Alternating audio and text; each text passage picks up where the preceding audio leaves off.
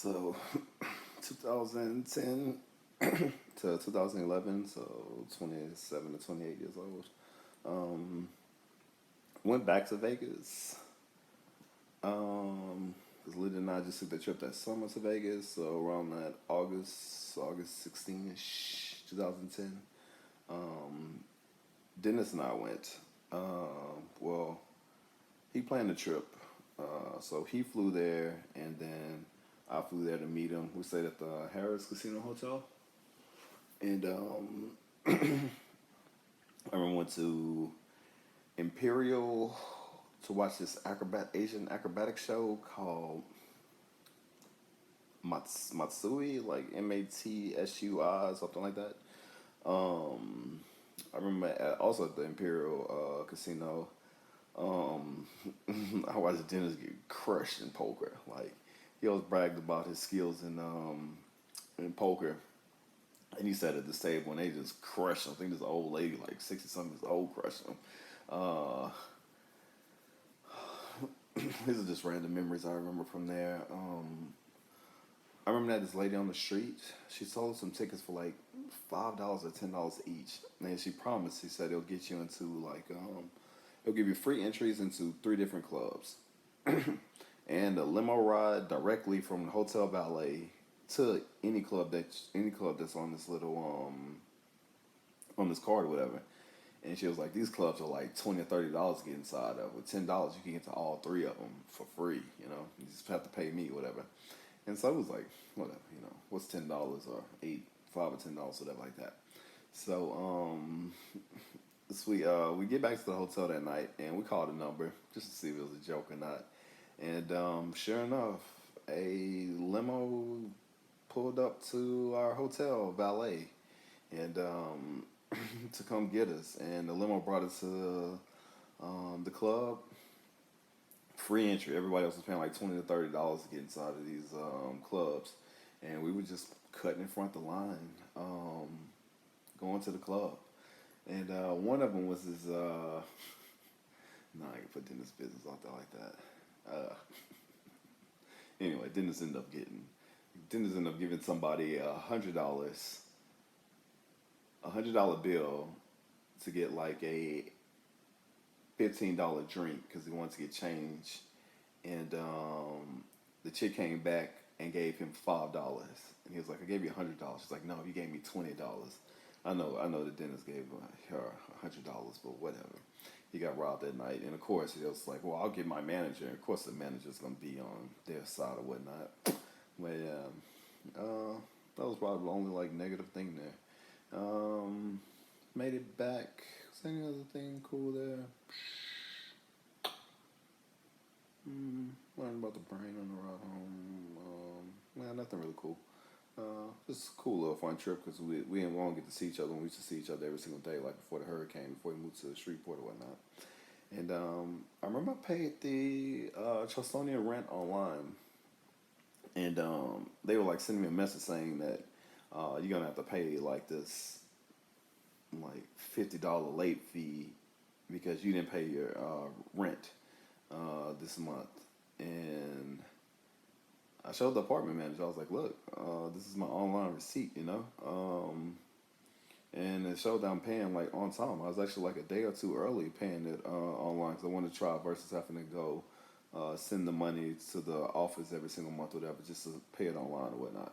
This is before like online was like really huge on payments or whatever. And so she was like, "No, it's still gonna be a $50 thing," even though she's seen the thing, whatever like that.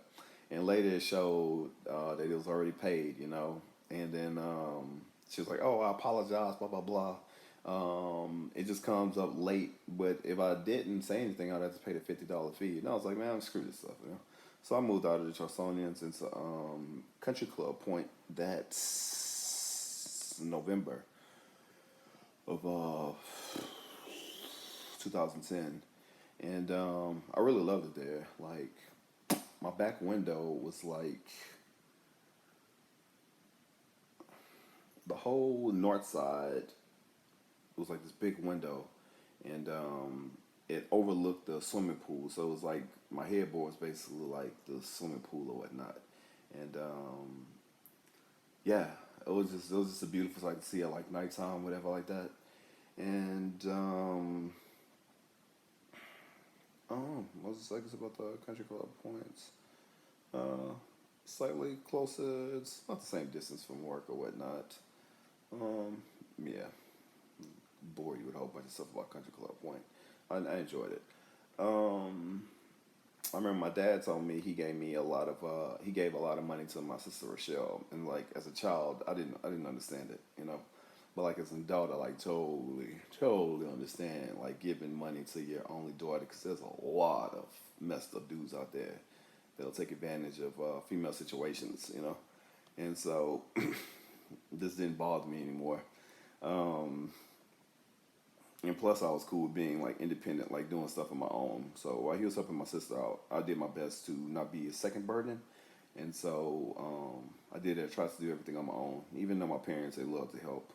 Uh, but yeah, I just prefer to do like majority of stuff on my own. April came around.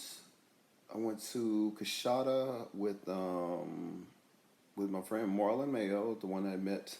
That was like the new deal or whatnot, and also with my mentor. He never claim he's my mentor or not, mentor at all, but Mike Betts. And I remember Marlon and I was driving together, and Mike was there going like random memory. He had went to this I want to say McNeese Ballot convention they was having about these two guys who traveled through.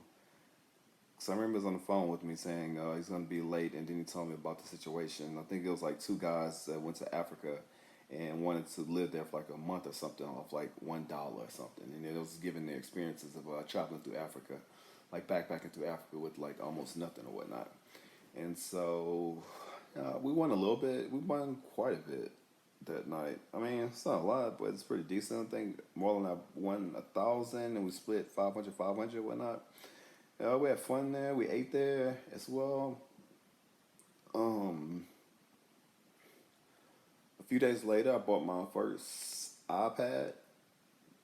It's crazy because this one iPad like just came out, and I remember telling Marlon, I was like, "I'm gonna get me an iPad," and he was like, "What you gonna get an iPad for?" He said, "Ain't nothing but a big iPhone. There ain't no difference inside of it." Like, nah, man, it's totally different. And it's funny because last time we talked, he had an iPad, but so his thoughts might have changed. But yeah, I was trying to compare it. I was like, dude, like saying like iPad is just a bigger iPhone. It's like saying a swimming pool is just a bigger bathtub. Totally different thing, whatever. And the next month, I remember so it was like May-ish. My mother had surgery at St. Pat's. It went well. I remember going to visit her in the hospital. A few days later, I went meet Moreland. Uh, Moreland was like, Moreland was like, he was like, I want you to come with me to Lafayette. Monica's having a concert. The singer Monica, whatever, like real big in the '90s. And he was like, man, I love Monica, whatever, like that. And I was like, man, I don't know about going to a Monica concert. He's like, man, you don't understand. It's gonna be packed with females there. And I was like, oh, okay, that makes sense. Now I see why he wants to go. But he was probably like a big Monica fan or whatnot. I remember he stopped and changed clothes at Jury DRURY Hotel in Lafayette. Just a random memory. The concert went well. I remember seeing. Oh yeah, they did have a lot, like a lot of females. I remember seeing Mr. Eggers' nephew there, Kevin Handy. Marlon knew him at the time. I didn't really know him. I got to be cool with Kevin later on through Derek, because he got a job at Roto Rooters at the time. Derek was working at Roto Rooters, whatever. The random memory of him. So I remember seeing him there. Linda and I went back to San Antonio and we explored like more of the city.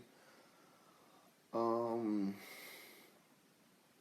oh, and also that summer, after leaving San Antonio, we came back and almost the same situation that happened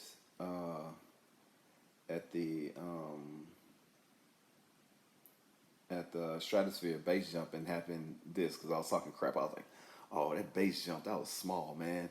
What I want to do one day, I want to skydive. I want to be like way higher, you know, because the thing is like 10,000 feet to like skydive, whatever, and the base jump is probably like 1,000 feet at best, you know. So it was like 10 times the height, and so I was laying there one day, and Linda was like, "Hey, remember you said you wanted to go skydiving?" And I was like, "Oh, she about to call me on my bullshit," and I'm like, "So call me on my bullshit," and then I was like, "Yeah," I was like, "Wow," it was like a Saturday, and she was like, "I think we should go today." I couldn't be like, no, I didn't. I never went to skydive. I was always scared, you know. So I was like, okay, let's go. So we ended up driving to Rocheron, Texas, to go skydiving. I remember seeing they had like a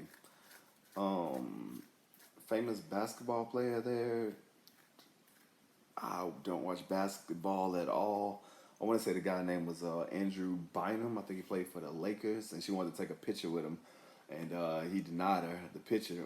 But I think inside there he had like a hurt leg. So he had like this metal stuff around his leg, and you know, I think it was like against his clause, or whatever, to go skydiving, like playing for the NBA. So he didn't want like any pictures, whatever, like that. But yeah, it was just an amazing experience skydiving, and that was the end of that summer.